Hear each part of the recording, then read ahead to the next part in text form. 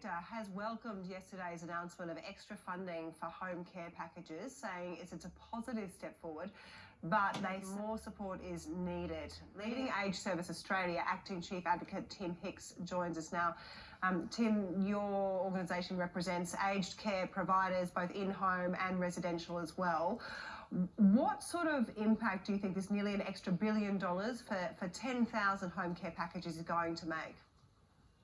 Well, I think it's important to set expectations, and it's clear from the Royal Commission that what aged care needs is transformative change. Of course, we've got to acknowledge the billions of dollars that have been invested in aged care in the last year, both in home care and in covering some of the costs of COVID. But the reality is that these are billion-dollar band-aids. We still have 100,000 people on the home care queue, and it's been that way for about 3 years. We have a residential care system where the Royal Commission is saying we need an extra 20% in staffing, but the average care home is currently losing about $10 per resident per day. So what we really need to see coming out of the Royal Commission and the government's response to it is an NDIS-style transformative change. It needs to be the next big social reform.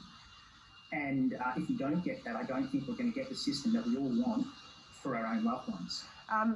It has been predicted that in the next budget that one of the big ticket items will be more money for aged care. The unions have just launched a campaign with a number of demands, including mandatory minimum staffing and direct employment of permanent staff with decent pay and enough hours to live on. As representatives of the providers, would you be supportive of both of those?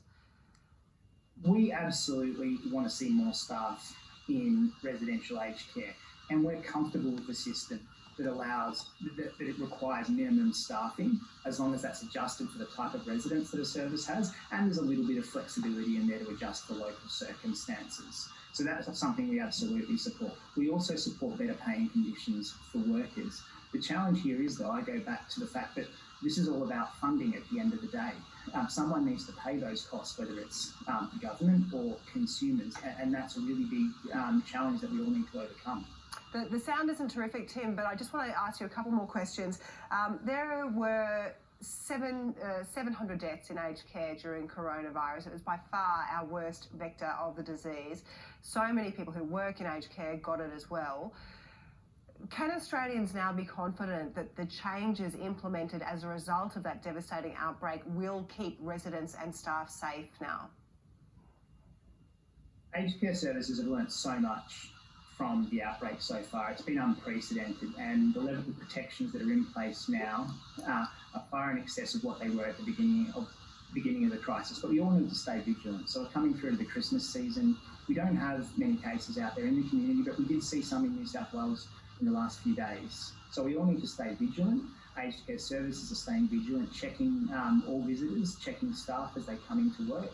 And we ask that people in the community, when they're seeing their loved ones or when they're taking their loved ones out for Christmas lunch, they keep vigilant too, maintain social distancing, are conscious that they themselves need to go get tested if they have even the mildest symptom, and that's how we're going to keep all older Australians safe. Yeah, we really need to take care of them. Just a final question for you. There was a lot of criticism of Aged Care Minister Richard Colbeck during the pandemic.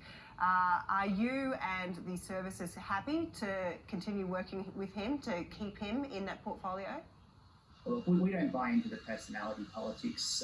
Minister Colbeck has been immensely committed to the best interests of older Australians in his portfolio during an immensely challenging time. Tim Hicks, thank you very much, and thank you for that reminder that there is a lot of joy as well in aged care homes too. Thank you.